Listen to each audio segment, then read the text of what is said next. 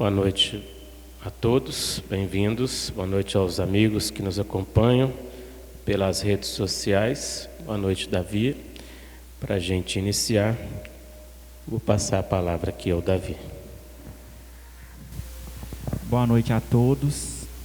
Mais uma vez, uma alegria muito grande a gente estar aqui participando desse estudo. Sempre gosto de falar que nós, quanto facilitadores, nós não somos detentores das verdades absolutas, né? Nós não podemos afirmar conhecer tudo, saber tudo. A gente apenas tenta responder as perguntas segundo aquilo que nós também aprendemos e estamos buscando aprender mais. Então, caso alguma pergunta não tenha sido respondida de uma forma adequada, né? Alguém talvez tenha feito a pergunta e não tenha se satisfeito com a resposta, fique à vontade para procurar os demais coordenadores da casa, os facilitadores, perguntar novamente, pesquisar, né, sobre o que a doutrina espírita fala sobre aquele assunto, participar dos estudos que são propostos pela casa, a fim de absorver também, né, mais conhecimento, porque, como diz o próprio Evangelho, conhecereis a verdade e ela vos libertará. Nós também estamos nessa busca, né, e quem sabe um dia, né, segundo o que fala no Livro dos Espíritos, né, Eurípides, que a felicidade dos espíritos evoluídos consiste em conhecer todas as coisas. Então, quem sabe um dia a gente não alcança essa condição, né, através da multiplicidade das existências. Vamos lá. Essa pergunta aqui, eu achei ela bem interessante. Por que os espíritos precisam dos médiuns para se comunicar conosco, se eles estão por toda parte? Bom, primeiramente a gente precisa entender o que é ser um médium e o que a palavra médium ela significa. Ao contrário do que foi pregado, ao contrário do que foi colocado, né, no decorrer dos tempos, o médium ele não é uma pessoa especial. Ele é uma pessoa comum, não tem nada de especial no simples fato de que a pessoa ela é detentora de uma mediunidade ostensiva. Até porque no próprio livro dos médiuns, Kardec coloca que todos nós somos médiuns em um determinado grau. Porque todos nós temos a condição de perceber o mundo espiritual.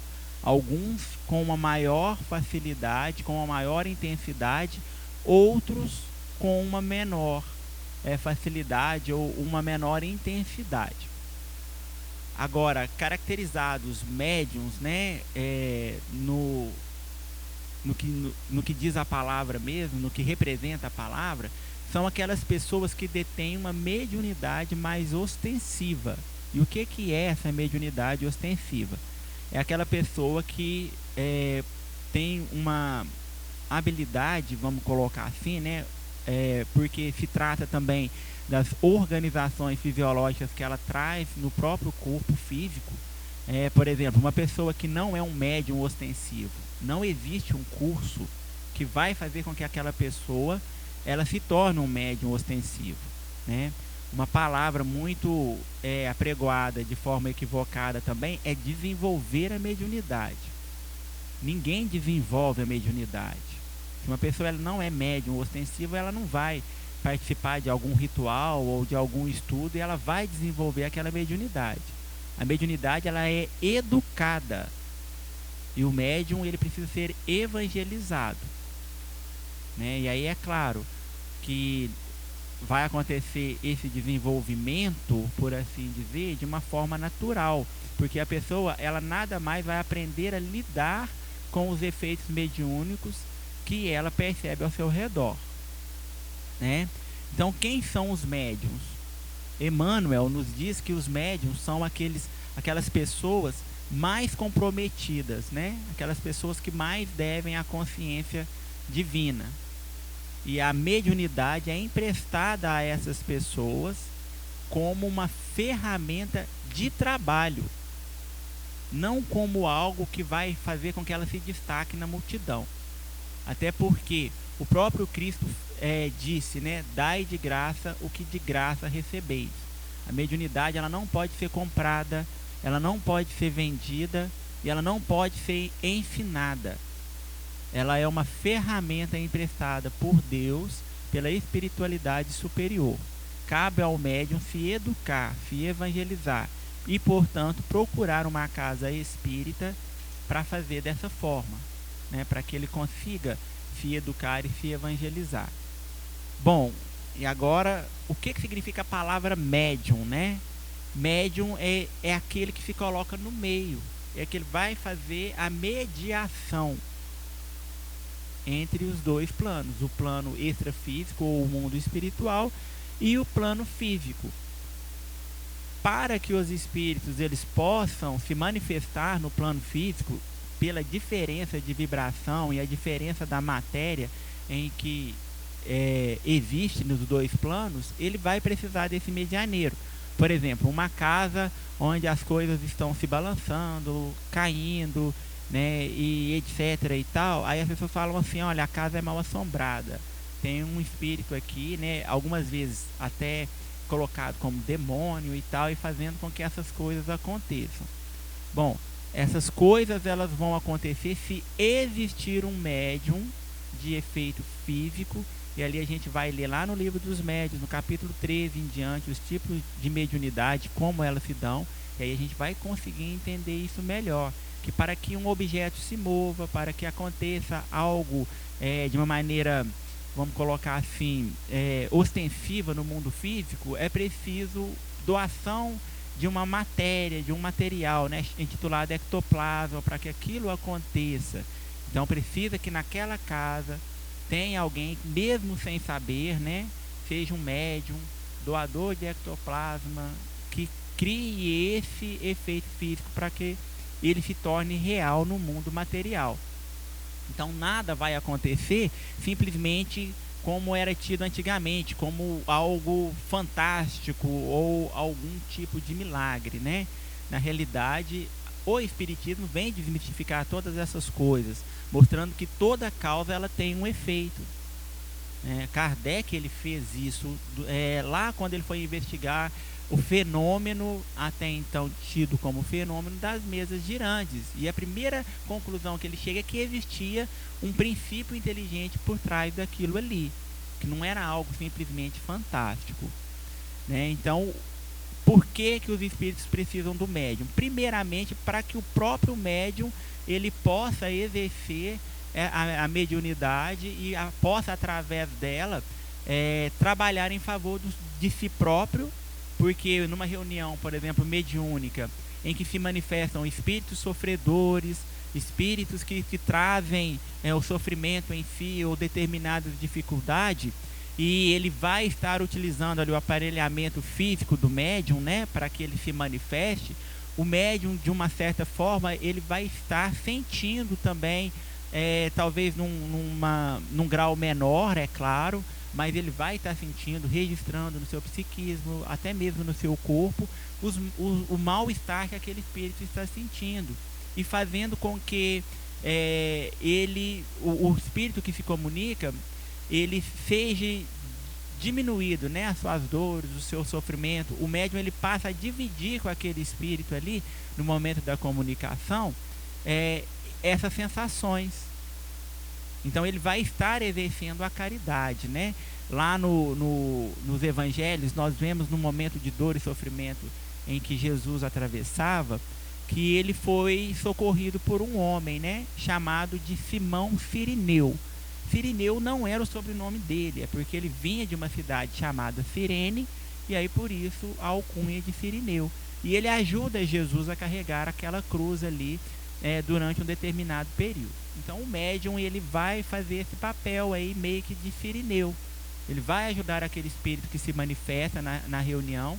Às vezes o espírito vai se manifestar apenas para ter um choque fluídico, né, anímico, para receber ali do médium as primeiras impressões, para que ele consiga despertar para uma realidade diferente, ou às vezes ele vai ser auxiliado mesmo. E aí ele vai precisar do aparelhamento físico, como as cordas vocais, ou até mesmo com a mão do médium, para que ele escreva ou para que ele fale, se manifeste e seja esclarecido, né? A título de conhecimento, espírito nenhum entra no corpo de ninguém, né?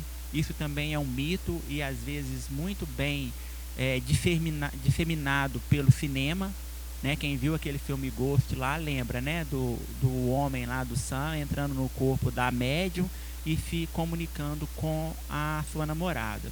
O que acontece numa manifestação mediúnica é todo mental. É perispírito, ou seja, o corpo espiritual com o corpo espiritual. Espírito nenhum vai entrar no meu corpo, até porque o meu corpo ele foi programado, desenvolvido para que o meu espírito tivesse habitando ele, né? Quando a gente reencarna ali o espírito, acontece uma compilação de ligamentos fluídicos que liga o meu espírito a esse corpo. Se o meu espírito sair, eu desencarnei. Se o meu espírito se desligar desse corpo, eu desencarnei. E nem por isso outro espírito vai entrar e vai tomar conta, porque ele não vai ter essas ligações. Então, o espírito, para que ele se manifeste no mundo físico, ele precisa desse medianeiro, né? Para que aconteça a sua... para que ele possa manifestar a sua individualidade. Mesmo os trejeitos de falar, de agir, enfim, ele consegue manifestar tudo isso, mas ele precisa de um médium, de alguém que esteja entre os dois planos para que isso aconteça.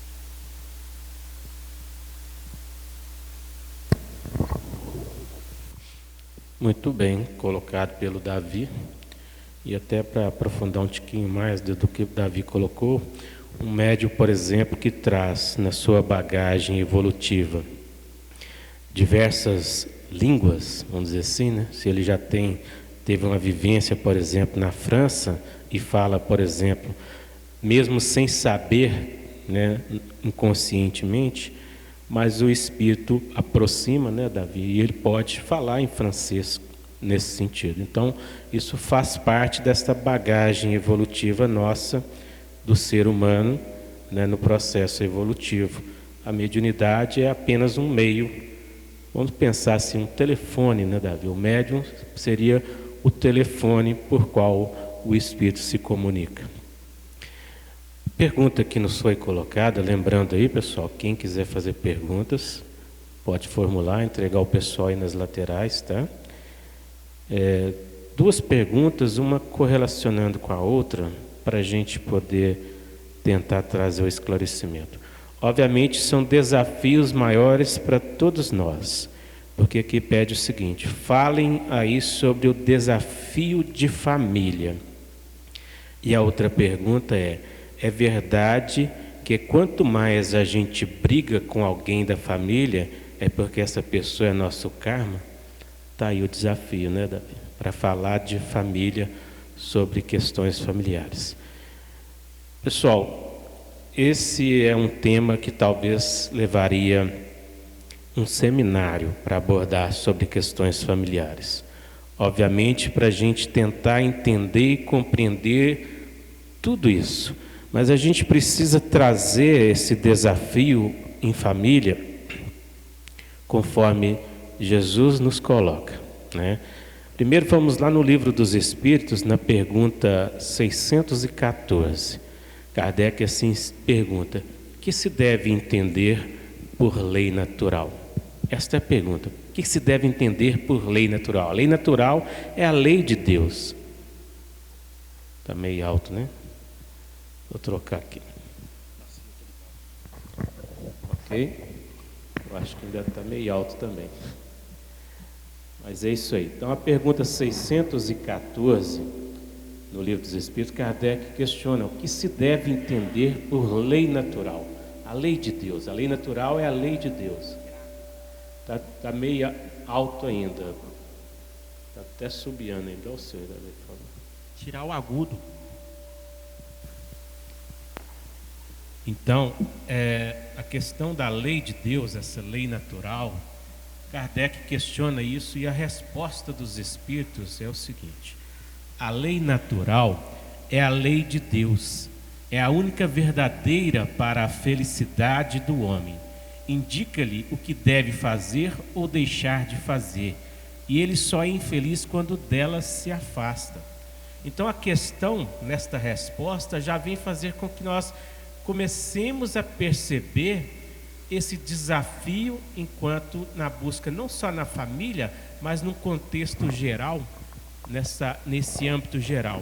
Porque quando nós afastamos da lei de Deus, ou seja, quando nós começamos a agir condizente àquilo que não está na lei, a tratar o outro de forma descaridosa, nesse sentido aqui, conforme a pergunta, quando a gente briga com alguém de família, é um karma para nós? Ninguém é karma para ninguém. Karma no sentido que seria um peso, algo que a pessoa tem que sofrer com isso. Ninguém veio encarnar num mundo como esse para sofrer. Ninguém em sã consciência quer sofrer, né? Na proposta de Jesus, e aí a gente pode ir lá na parábola do filho pródigo, Jesus traz justamente esse entendimento para que nós percebamos que as escolhas somos nós quem fazemos. Porque nós temos o livre arbítrio que nos é dado por Deus para fazer as escolhas que quisermos. Só que há uma condição, porque a lei de liberdade está ligada com a lei de responsabilidade. Ou seja, eu tenho o direito de fazer o que eu quiser, mas eu tenho responsabilidades sobre aquilo que eu faço das minhas escolhas. Aquilo que eu fizer terá responsabilidade os meus atos. E é isso que na parábola do filho pródigo, Jesus vem demonstrando. Porque o filho mais novo na parábola vira para o pai e diz, como se fosse assim, não estou satisfeito aqui nesta casa, nesta fazenda, na sua presença, na presença do meu irmão. Quero viver minha vida longe daqui. Quero ir para outras terras, outros lugares, afastar daqui. Então Jesus, como se estivesse dizendo assim para nós, ele diz, vira para o pai e fala, não quero mais saber da sua presença. Quero ir viver longe. E eu quero que você me dá o que eu tenho direito, a parte que me cabe, a parte que eu tenho direito na fazenda.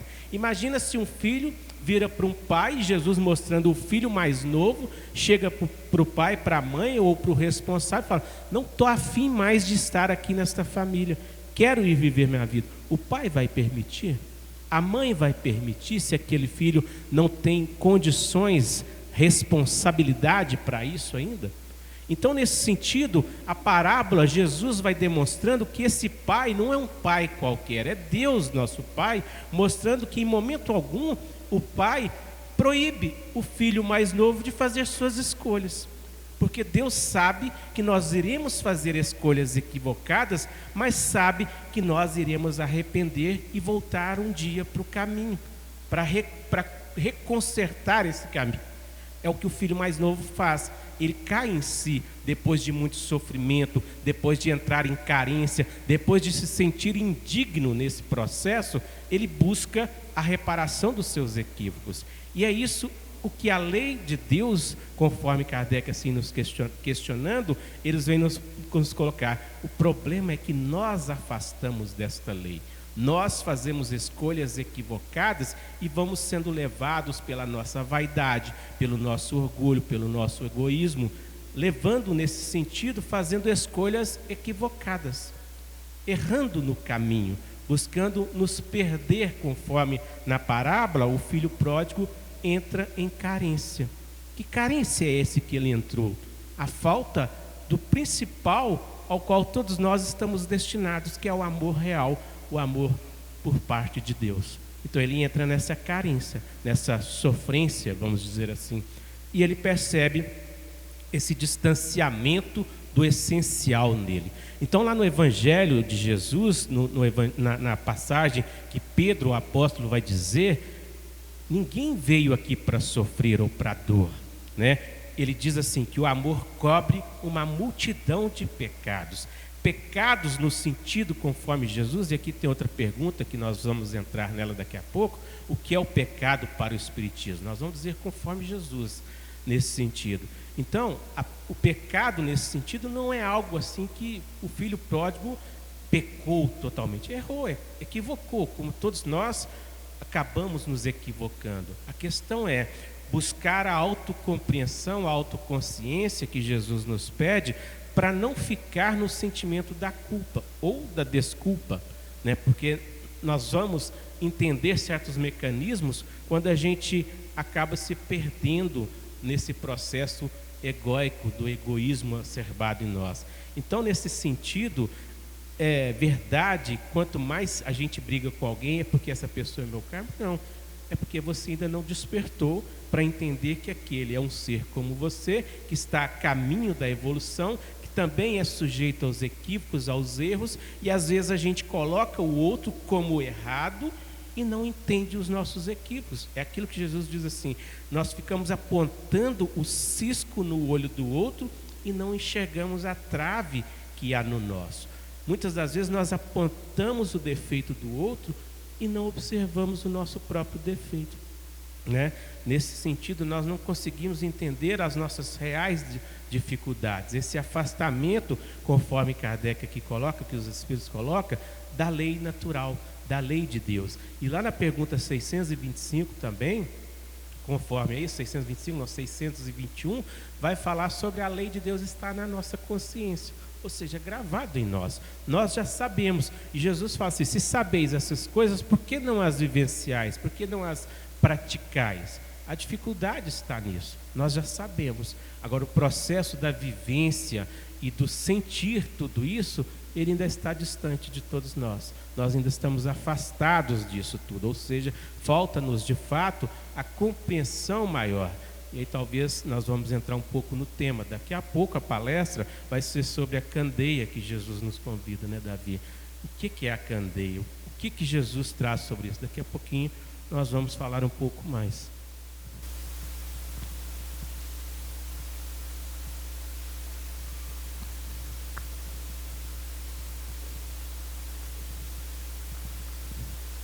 Bom, vamos lá, né? Aqui tem duas perguntas também que eu acho que elas podem ser respondidas em conjunto. Como saber se minha mãe já reencarnou? Quanto tempo um espírito demora para reencarnar? Há um tempo estipulado para que o espírito recém-desencarnado possa se manifestar? Bom, as duas perguntas, a resposta é praticamente a mesma. Não tem como prever, né? Não tem uma regra matemática ou uma lei que fale o espírito, ele desencarnou, ele vai comunicar amanhã, ou ele vai comunicar daqui 10 anos, ou daqui 20, ou nunca vai se comunicar. E também eu desencarnei, eu posso ficar 30 anos na erraticidade, 10 anos, 5 anos, 1 ano, e sou obrigado a reencarnar depois. Para os dois casos, a primeira coisa que precisa ter é mérito, tanto para o espírito se comunicar, quanto para reencarnar, porque nos dois casos denota uma programação, né? Precisa ser programado, precisa ser agendado e precisa contribuir para o crescimento do espírito e das demais pessoas envolvidas no processo. Então, nada que é feito na espiritualidade é feito ao léu, ou simplesmente por fazer, né? A espiritualidade superior não é igual a gente, que às vezes age por impulso. Ah, eu vou fazer isso, vai lá e pá, faz num programa, e a maioria das vezes dá errado, né? Nossa reencarnação, ela é programada para que nós tenhamos 100% de sucesso nela. Ah, Davi, mas por que às vezes a gente chega do lado de lá e não fez nem 30%? Emmanuel fala o seguinte, que nós podemos vencer todas as coisas, vencer as nossas dificuldades e tudo. O que nos falta é um pouco de boa vontade. Então, por exemplo, se às vezes com o nosso trabalho ou com alguma atividade que a gente precisa fazer, a gente procrastina, vou deixar isso para depois. Não é assim que funciona? Imagina com as coisas relacionadas à nossa reencarnação. Porque a gente sempre tem aquela ilusão assim, eu faço isso amanhã. Eu faço isso amanhã. Mas e esse amanhã? Jesus falou o seguinte, que nós com toda a nossa sabedoria e com toda a nossa ciência, nós não conseguimos saber quantos fios de cabelo a gente tem na cabeça. E nem quantos dias a gente ainda teria de vida. E nem acrescentar um dia que fosse nessa vida. Porque tudo isso depende de Deus. Né? Para que um espírito ele possa se comunicar, quem já viu o filme Nosso Lar vai lembrar, né? Do André Luiz, ou leu o livro, né? Ele vai conversar com o ministro, e aí o ministro vai e fala para o André Luiz o seguinte, que ele poderia se comunicar, sim, ele poderia fazer a visita na família dele, aquela coisa toda. E aí ele aproveita, né, o diálogo com o André Luiz, atende uma outra senhora e ela coloca lá para ele que a filha dela, se eu não me engano, estava passando por uma dificuldade muito grande, né? E ela precisava ir auxiliar os filhos dela, aquela coisa toda. E o ministro, olha, muito bem, né? O amor maternal, ele é fantástico, a senhora está certa, mas quantos bônus horas a senhora apresenta para o pedido que está fazendo? Aí ela fala, ué, trabalho? Ele trabalho. Não, nenhum. Então você vai ter que trabalhar um tiquinho para você conseguir o que você está querendo, né? Então, do lado de lá também funciona assim. A cada um será dado segundo as suas obras. A cada um será dado segundo as suas obras. Então, para que o Espírito ele se comunique, é necessário que haja toda uma movimentação para que isso aconteça. Do lado de lá, né, uma equipe que vai acompanhar esse espírito para vir numa casa espírita, numa reunião mediúnica, preparar o médium que vai receber aquela comunicação, preparar as pessoas que vão ser o destinatário final daquela mensagem, para que também não seja feito as coisas assim ao léu. Vai chegar uma mensagem, por exemplo, na casa espírita, a minha mãe, tô com saudade da minha mãe, não sei o que e tal, essa carta, minha mãe, fica sabendo que eu tô bem e tal. Mas que mãe que é essa? Essa carta chegou na mão de quem? Para consolar aquela pessoa.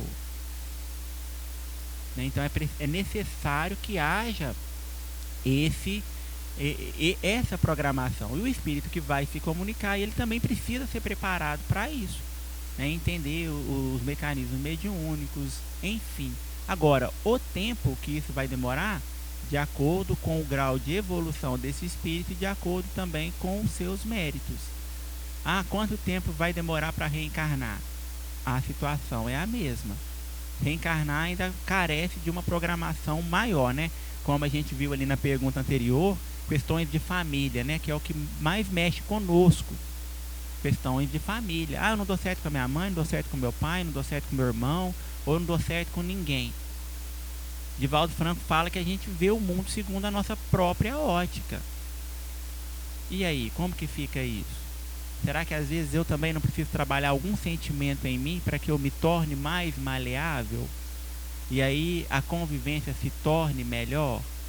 Porque a gente tem aquela tendência também de projetar no outro as dificuldades que são nossas. E aí o que a maioria das vezes acontece é que a gente projeta no outro uma expectativa muito grande, achando que o outro tem a obrigação de me satisfazer, e eu não aceito a pessoa como ela é. E aí acaba gerando atritos. Mas eu quero ser aceito como eu sou, né? Aí eu preciso rever muitas coisas. Então a reencarnação, ela é uma coisa séria. Eu não pedi para nascer. Tem certeza que muitos pais já escutaram isso. Não só pediu, como implorou, chorou, fez promessa, assinou termos de compromisso, visitou seus pais em sonho, desdobramento, pediu pelo amor de Deus para ele te aceitar como filho. Você ia fazer diferente, né? Fez 1001 promessas e aí conseguiu a reencarnação. E aí a gente consegue a reencarnação e chega aqui e faz tudo diferente daquilo que a gente prometeu. Então tudo é muito relativo. Depende de cada um, do esforço de cada um e dos méritos de cada um.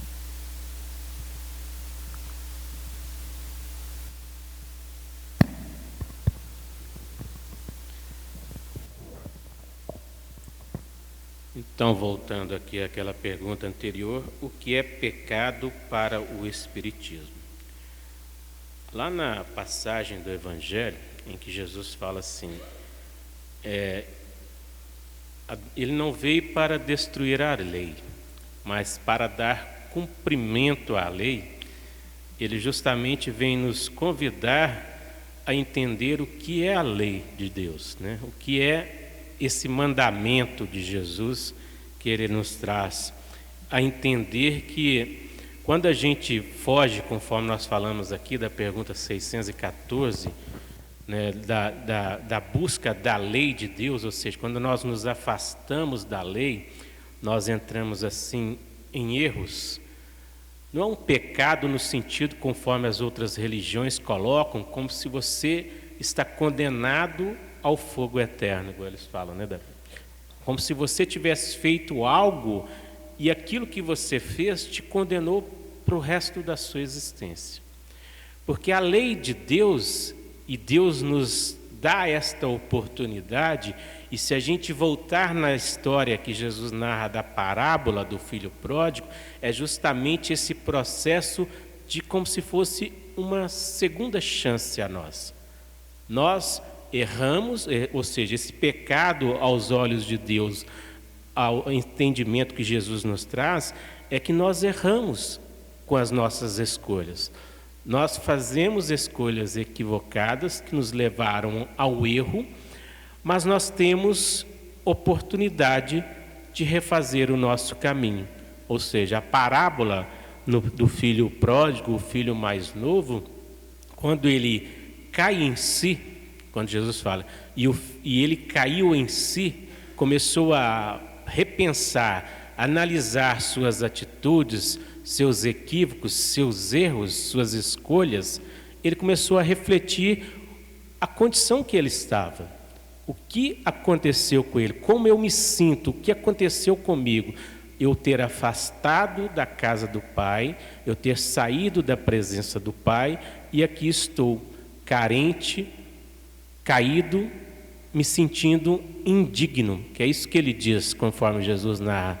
E o filho diz ao Pai: Pai, pequei contra o céu perante ti, já não sou mais digno de ser chamado teu filho. Ou seja, quando a gente perde, nesse sentido, a nossa dignidade, quando a gente perde essa vontade, esse perceber as coisas, quando a gente está num sentimento de ingratidão à vida, quando a gente está nesse sentimento, conforme o filho pródigo mais novo na parábola, ele está se sentindo, vamos usar o termo inválido, aquela pessoa que se sente de tal forma incapacitada para se levantar e seguir.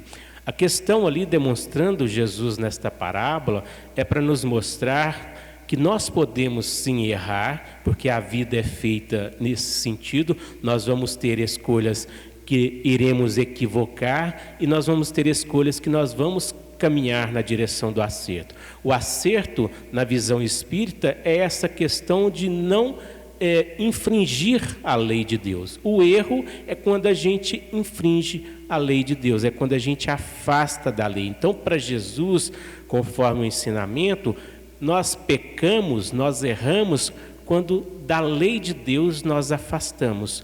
Então, nesse sentido da parábola, o que Jesus vem nos trazer é que nós temos a capacidade de levantar. E é isso que ele fala: levantar-me-ei, irei ter convosco.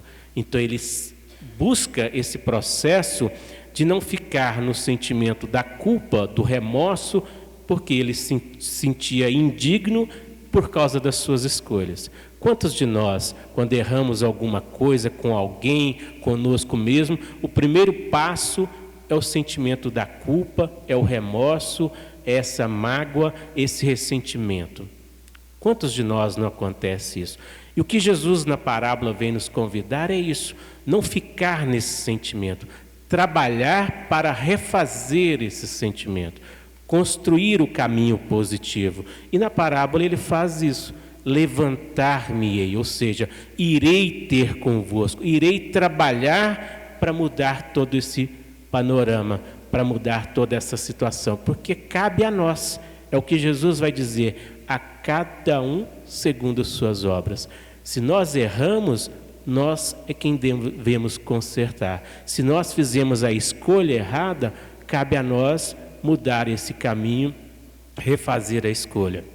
Ou seja, aprender com o erro, repará-lo e buscar viver plenamente seguindo a lei.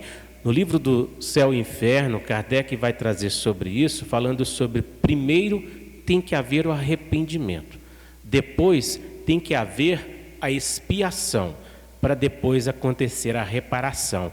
É isso que na parábola Jesus mostra. O filho começa a refletir: olha, pequei, errei, mas dá-me trabalho, me ajuda a sair dessa, me dá força para que eu possa levantar e reparar o caminho. Isso já é arrepender. O segundo passo é o que aqui estamos num processo de expiação, onde a gente vai aprendendo, conforme nós estávamos falando anteriormente, o Davi colocou muito bem, a convivência em família, o aprendizado a construir o caminho positivo. Talvez a pandemia, esse processo pandêmico no mundo todo, e conforme a espiritualidade veio nos trazer, esse foi o momento de parar tudo, de todo mundo aprender a ficar, como se diz, trancado em casa, em conjunto, para aprender a se conhecer melhor uns aos outros. O nosso maior desafio na família não é viver em família, é conviver.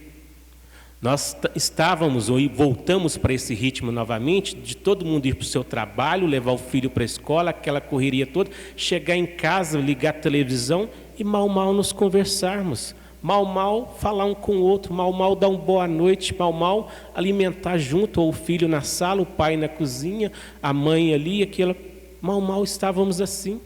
Então a questão da pandemia talvez tenha sido isso que a espiritualidade veio nos mostrar. Opa, aprenda a conversar um com o outro, aprenda a ficar um tempinho um com o outro. E o que a gente mais ouvia era casais dizendo que não estava mais aguentando ficar um perto do outro, que se a pandemia não acabasse, iriam se separar e ia acontecer isso. E quantas separações não aconteceram, justamente por essa falta de tolerância, por essa falta de respeito, por essa falta de compreensão, por essa falta de aprender a conviver um com o outro. Não sou eu que estou dizendo isso. Se buscarem aí uma busca no Google, né, Davi? Vão ver que o que mais aconteceu de separações durante a pandemia é uma coisa assustadora. E por quê? Justamente por essa questão, conforme nós estamos falando, a falta de entender, a compreensão de buscar conviver melhor. Erramos no falar um com o outro, erramos no conviver um com o outro, mas é buscar entender esses processos para que a gente possa construir um caminho melhor. Não tem receita de bolo, não tem.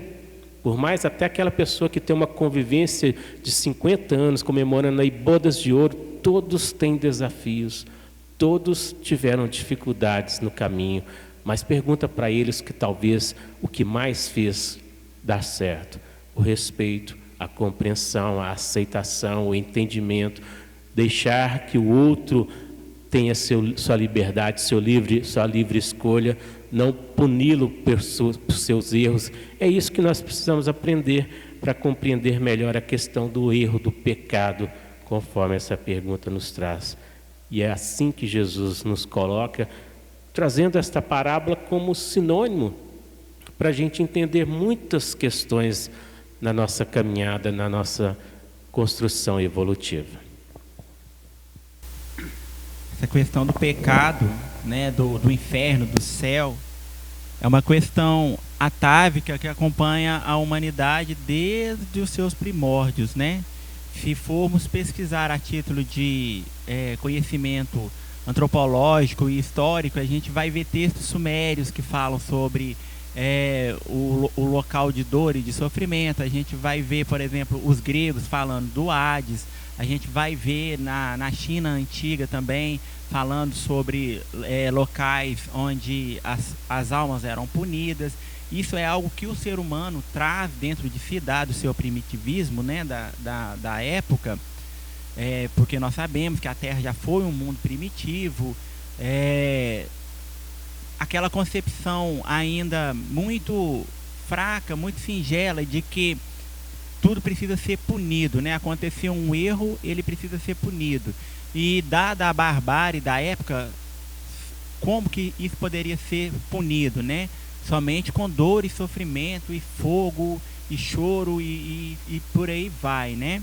Até então os deuses eram deuses extremamente vingativos, bélicos, mais humanos do que divinos, né?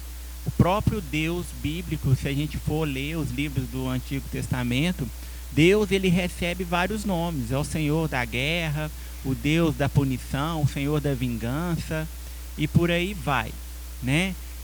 Jesus ele vem e nos apresenta Deus com uma outra alcunha, com outro nome, né? Com outro, vamos colocar assim, adjetivo, com outro pronome. Ele nos apresenta Deus como Pai. E aí no Evangelho de João, no capítulo 3, o evangelista vem nos falar que Deus, ele é amor. Deus é amor. Não é aquele Deus da vingança, o Deus que pune, o Deus que condena, segundo o relato da Gênesis, né, os seus filhos ao sofrimento eterno.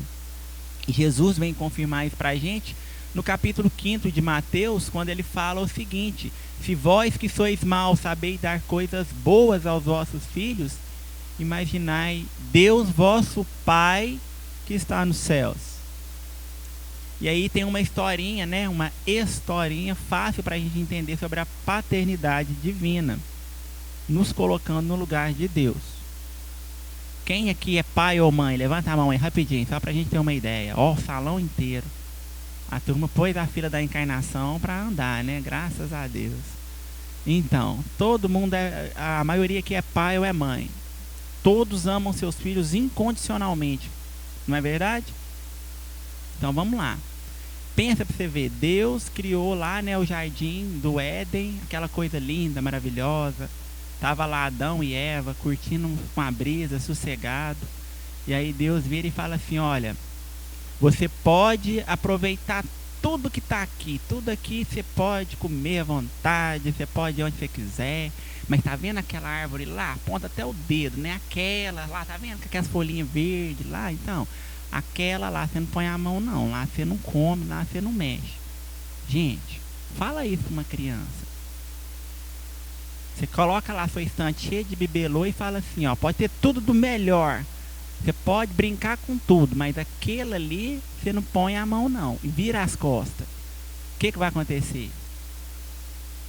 O menino vai brincar exatamente com aquilo que você falou que não era para ele mexer. Não é verdade? E aí a gente pega lá Adão e Eva, né, crianças espirituais ainda, segundo, né, essa metáfora, essa história bíblica. E aí a Eva vai lá, né, porque uma tendência patriarcal daquela sociedade, a mulher estava sempre errada, né? Aí a mulher que vai lá e come a maçã e dá para o homem. O homem, se ele fosse tão certinho assim, ele não tinha comido, né? Mas ele comeu também. E aí o que Deus faz? Expulsa os dois, né? Na mesma hora, acabou de engolir, parece até brincadeira. Segundo o relato bíblico, se você for analisar certinho, parece que Deus estava atrás da moita, esperando ele acabar de engolir, que assim, na hora que ele engolir, aí não tem jeito mais, né? Eu vou condenar. E aí apareceu e falou, olha, tá expulso.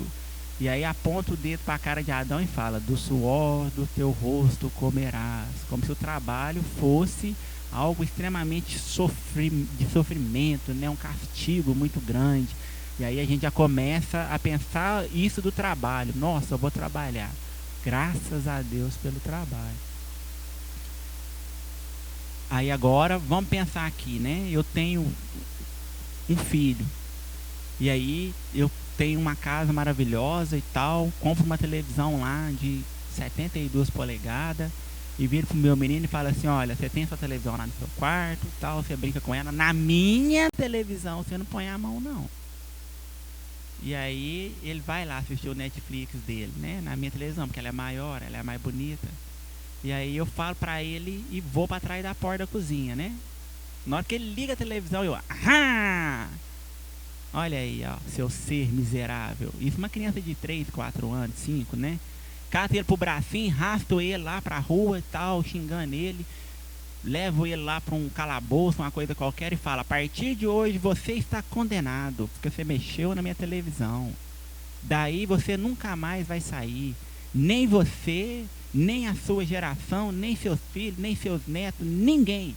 Por sua causa, toda a sua prole está condenada.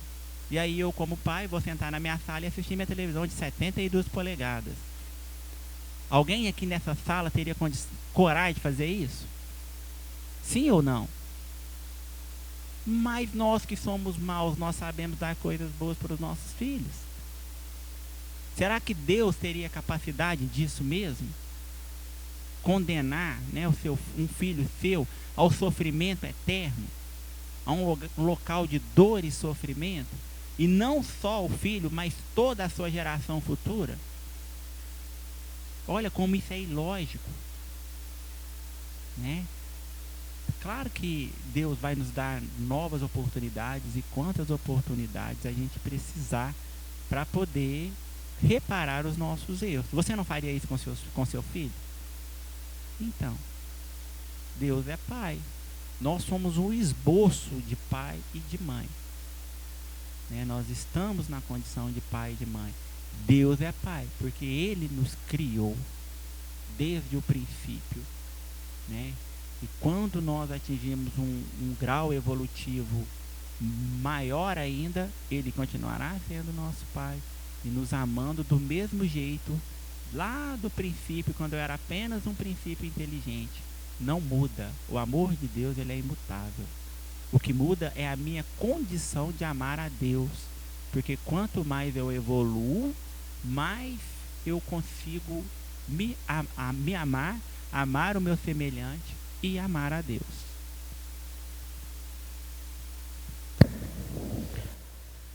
É isso, pessoal. Daqui a pouquinho nós vamos ter a palestra. Não dá mais tempo para responder perguntas. Um intervalinho agora. 8 horas voltamos com a palestra, ok?